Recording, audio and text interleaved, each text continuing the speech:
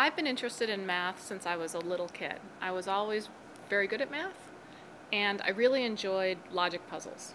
So it was natural for me to go into math, and math to statistics is a short jump. The reason I went into physics is because my father's a biologist and my sister's a chemist, and I didn't want to do what they were doing, so I did physics. My background in math and statistics very naturally leads you to needing to plot and graph your data. And I was hired actually into the biomedical imaging group at the Supercomputing Center at Illinois. I had no experience with visualization prior to going into that group. But with biomedical imaging, you are looking at CT scans, MRI scans, and if you have a big block of numbers, you really need to look at it as a structure and through visualization. That's how I got into visualization, was having a background in statistics and graphing. And from being able to graph, I started getting into making computers do visualization. Scientific visualization, happily, has become pervasive in scientific discovery. It's just part of the workflow. In the past, computers weren't able to do graphics very well, so visualization was kind of something that happened after you did your analysis and your simulation. But now, visualization is something that's on everybody's desktop, and it's so pervasive it's on the web. In fact, there are certain websites like Many Eyes, which is trying to get people to now use visualization as part of their rhetoric, as part of making arguments. So instead of making arguments through text like we normally do, I think the general population is getting sophisticated enough with visual tools that they can make visual arguments as well as text-based arguments. I first got into visualization because I was looking at biological data, 3D microscope data and MRI and CD data. And as part of looking at that data, I developed some software specifically for interacting with that data in 3D. That's what brought me into the field of virtual reality. Because I was in the field of virtual reality, I became interested in the technologies that allow you to use virtual reality in your everyday scientific exploration. I built a virtual reality lab at the University of Illinois at Urbana-Champaign, and when Christina Johnson, the dean here at Duke, came over and visited my lab, she was very interested in replicating that kind of functionality at Duke. Duke University has a very large number of faculty who do imaging technologies. We're the leader in ultrasound. We have a lot of MRI and functional MRI and CT scanners. We have a lot of faculty who think about algorithms for new imaging devices. So as someone who does visualization, the thought of having all of these data sets that come out of these imaging systems is a candy land for visualization. So I was very intrigued about coming to Duke and bringing slightly more sophisticated visualization tools to the Duke community. When I came to Duke on September 1st, 2001, I founded the Visualization Technology Group.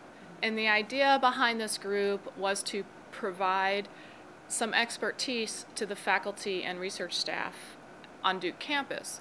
Originally, I came in planning to build a virtual reality facility, but I was also interested in building a visualization resource, which really was a resource of people and a resource of experts that faculty could come to find out what kind of tools they could use to better understand their science. The Duke Immersive Virtual Environment is a 6-sided virtual reality room. It's a 10-foot by 10-foot by 10-foot room that you go into, where the walls are all projected with a computer-generated image, and therefore it can be any kind of environment you want. We can have environments like a kitchen or something from the real world, or we can put you inside a 10-foot large brain, or we can put you inside a virtual forest so you can analyze the wind going through the forest. So the idea behind the Duke Immersive Virtual Environment is it's a flexible tool to allow scientists to look at and understand their three-dimensional data in a way that's really not possible on a desktop workstation. One of the most exciting things about visualization and the current capabilities of computers is the fact that computer graphics is now so accessible to everybody. We've gotten some software that anybody can be very creative in thinking through how they express their ideas visually. So for example, we have a project called Visions of the Underworld, where students from classical studies and collaborate with students in an art class, and they also collaborate with students in a computer science class, the point being that we wanted to take some of the dreams and visions from the classical studies texts and instantiate them or make them come to life in the virtual environment. What this means is, as a teaching mode, all of a sudden these classical studies students who have been reading this literature, thinking about the storyline, have to go back and think about, well, what would this look like? If I have Shernon the Ferryman, how old is he? What race is he?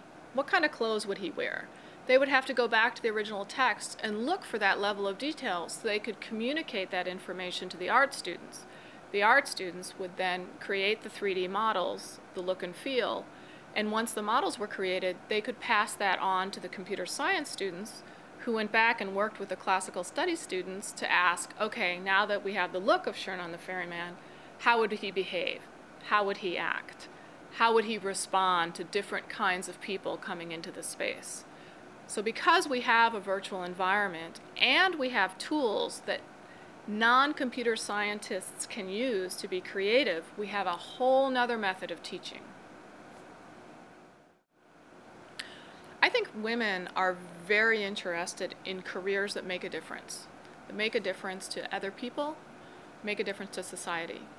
And engineering in particular is all about making a difference. And I think what's unfortunate is there isn't engineering in high school.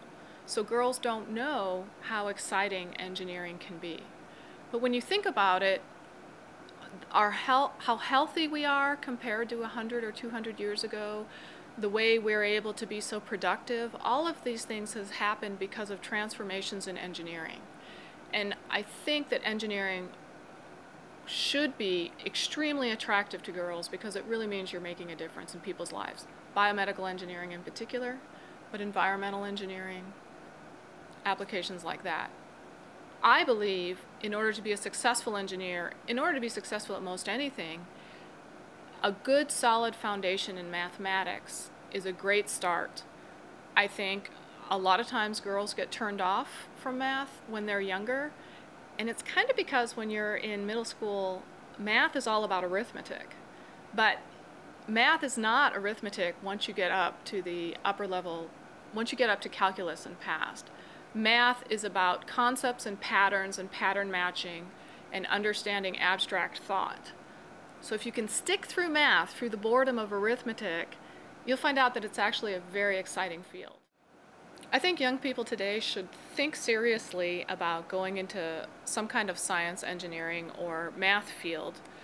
First of all, there aren't that many people going into it in the United States, and so your probability of getting a job is quite high.